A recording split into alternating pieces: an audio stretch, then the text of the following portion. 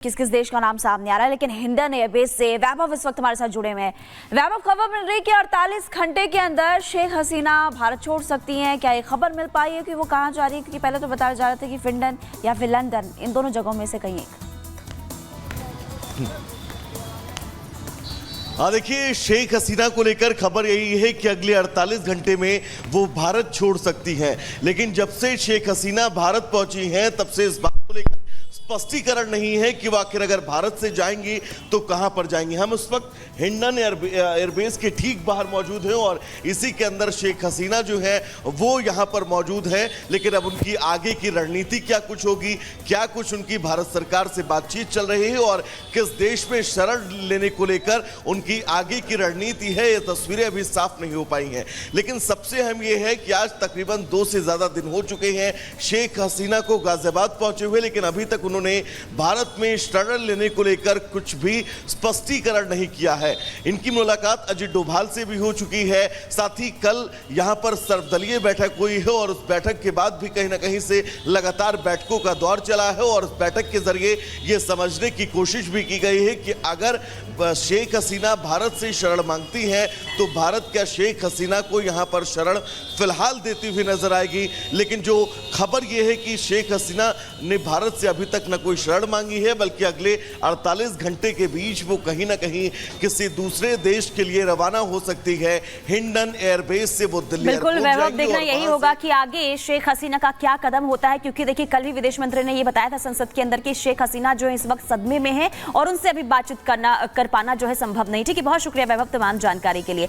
अब खबरों में आगे बढ़ते हैं। देखिए बात एक बार फिर से जिस तरीके से बांग्लादेश में अस्थिरता की तस्वीरें सामने आ रही है और शेख हसीना अभी भारत में मौजूद है और इतिहास गवाह है कि भारत से जब जिसने भी मदद मांगी है भारत ने कभी उनकी आवाज को अनसुना नहीं किया है और शेख हसीना के हालातों में भी कुछ ऐसा ही हुआ है। बिल्कुल, देखिए वो भारत आई और पहले आपने देखा कि बांग्लादेश में क्या स्थिति बनी थी, उसके बाद 48 घंटे के अंदर उनको खाली करने के लिए बोला भी था, लेकिन 45 मिनट के अंदर खाली करने के लिए कहा था, लेकिन फिर उसके बाद वो भारत आई। लेकिन अब उनका आगे का प्लान क्या है, वो कहां पर जाने वाली है, कहां पर जा सकती हैं, इस वक्त क्या खबर निकलकर सामने आ रही है, आपको उस रिपोर्ट के जरिए बता दें।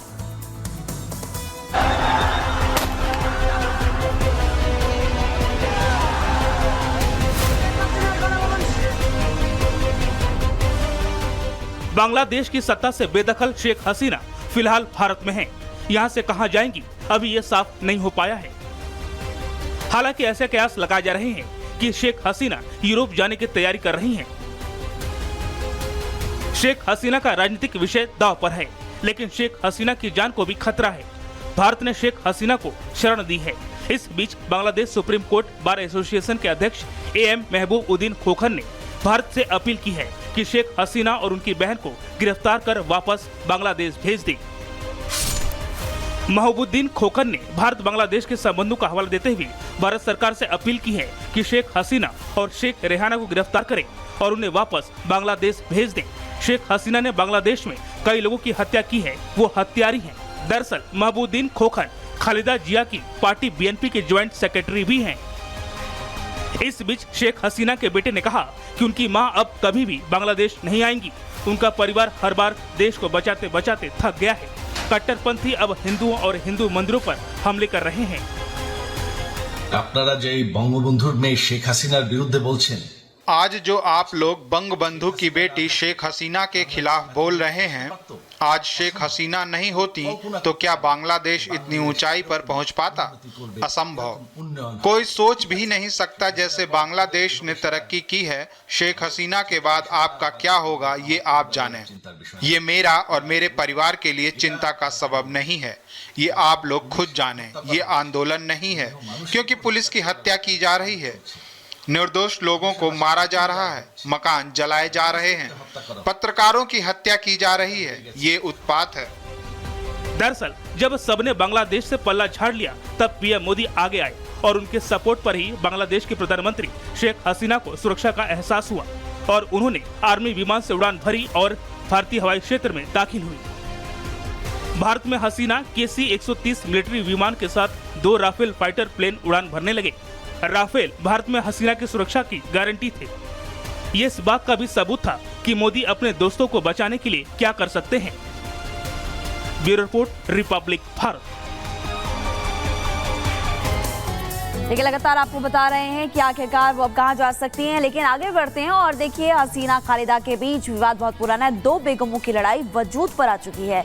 ये लड़ाई आज की नहीं, बल्कि विवाद जो है वो बहुत पुराना बताया जा रहा है। सालों से दोनों के बीच सियासी लड़ाई देखने को मिली बुरी तरह। बिल्कुल, देखिए, शेख हसीना 15 साल तक पीएम रही हैं। इसके अलावा अगर खालिदा जिया की बात करें तो वो 2 बार पीएम रह चुकी हैं और दोनों एक दूसरे की सियासी दुश्मन भी हैं और दोनों ने एक दूसरे पर कई बार वार पलटवार भी किए। जिया ने हसीना के खिलाफ कार्रवाई भी की है और शेख हसीना ने जिया पर कार्रवाई की है। तो देखिए किस तरीके से जो लड़ाई है अब यहाँ पर आ चुकी है। जिया 2018 से जेल में बंद थी और हालांकि अब उनको रिहा किया गया है। हसीना ने सोमवार को देश छोड़ा था और उसके बाद से प्रदर्शनकारियों ने मांग की थी कि उनको रिहा किया जाए। बिल्कुल, मंगलवार को जिया जेल से रिहा हो चुकी हैं। हालांकि उनका भी नाम प्रधानमंत्री के रेस में था। सत्ता वापसी को लेकर बेचैन जिया है और दोनों राजनीति की पुरानी खिलाड़ी भी रही हैं और दोनों को विरासत में सत्ता भी मिली है। बिल्कुल, इसके अलावा देखिए, लगातार जिस तरीके से ये लड़ाई अब वजूद पर आ गई है, उसी को ये लेकर कहा जा रहा है कि कहीं ना कहीं जो पुरानी लड़ाई है उसका असर अब इस वक्त बांग्लादेश पर देखने को मिल रहा है। बिल्कुल, और अब बात करते हैं, ये नया बांग्लादेश है। क्योंकि नया बांग्लादेश इसलिए, एक तो प्रदर्शन हुआ कई दिनों तक, उसके बाद कई लोगों की जान चली गई। कई देशों का नाम सामने आ रहा है कि जो लड़ाई चल रही है इसके पीछे कई देश भी बताए जा रहे हैं। शेख हसीना जा चुकी है देश से और अब कमान जो है नए पीएम को मिल चुकी है और बांग्लादेश बदलता हुआ इस वक्त नजर आ रहा है। लेकिन ये बदलाव अच्छा नहीं, ये बुरा बदलाव है। बिल्कुल, और यही वजह है कि जो भी कुछ बांग्लादेश में हो रहा है उससे पूरे देश में गुस्सा देखने को मिल रहा है। पूरा देश इस वक्त गुस्से में है।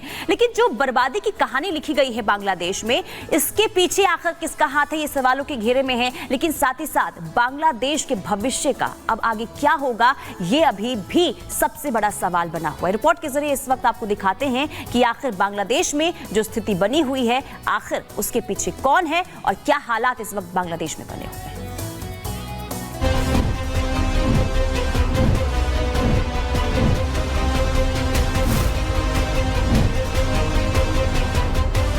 ये तस्वीरें शर्मनाक हैं। ये तस्वीरें हैरान करने वाली हैं।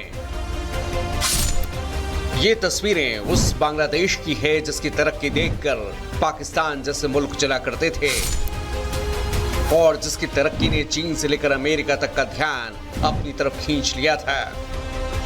लेकिन उसी बांग्लादेश के नौजवानों की हालत क्या हो गई है, इन तस्वीरों के जरिए समझा जा सकता है। कहने को तो बांग्लादेश में नौजवानों ने आरक्षण को लेकर सत्ता उलट पुलट करके रख दी, क्योंकि वो बांग्लादेश को तरक्की के चांद पर देखना चाहते थे। लेकिन बांग्लादेश के वही नागरिक अपने देश के सबसे बड़े नेता के घर से सामान ऐसे उठा कर ले जाते दिखे जैसे वो अपने घर का सामान एक कमरे से दूसरे कमरे में ले जा रहे हो। जिसके हाथ जो लगा वो लेकर चलता बना। कोई बांग्लादेश के पूर्व पीएम के घर से कुरान लेकर चलता बना, तो कोई रिक्शा ठेले पर बड़ी शान शौकत के साथ सोफा फ्रिज उठा लाया। किसी ने पंखा, किसी ने पतीला, तो किसी ने किचन का दूसरा सामान उठा लिया। एसी, वॉशिंग मशीन जैसे सामान की चोरी की वजह तो समझ में भी आती, लेकिन आरक्षण पर आसमान सिर पर उठाने वाले नौजवान उठाई गिरों की तरह पुराने टायर से लेकर पीएम हाउस से साड़ी तक पर भी हाथ साफ करते दिखे। हद तो ये हो गई कि बांग्लादेश के पूर्व पीएम के कमरे से ये लोग उनके अंतर वस्त्र तक उठा ले गए। आमतौर पर इस तरह की तस्वीरें सिर्फ पाकिस्तान से ही आती थीं, जहां भ्रष्ट नेताओं के चलते फटेहाल जनता कुछ भी करने पर उतारू नजर आती थी। लेकिन बांग्लादेश से ऐसी तस्वीरें आना वाकई दुनिया के लिए नई बात थी।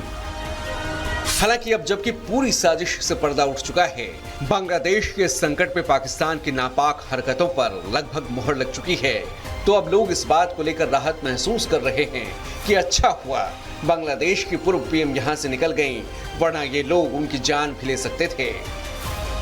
एक महिला होने के तौर पर हिमाचल के मंडी से बीजेपी सांसद भी ये तस्वीरें देखकर हैरान रह गईं और उन्होंने अपनी चिंता भी जाहिर की।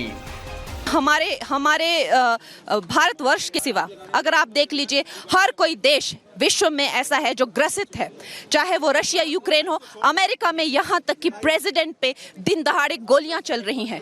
इस तरह की जो है, इस तरह का वायलेंस जो है, आपने देखा शेख हसीना जी को और उनके कपड़ों को कैसे उछाला जा रहा है।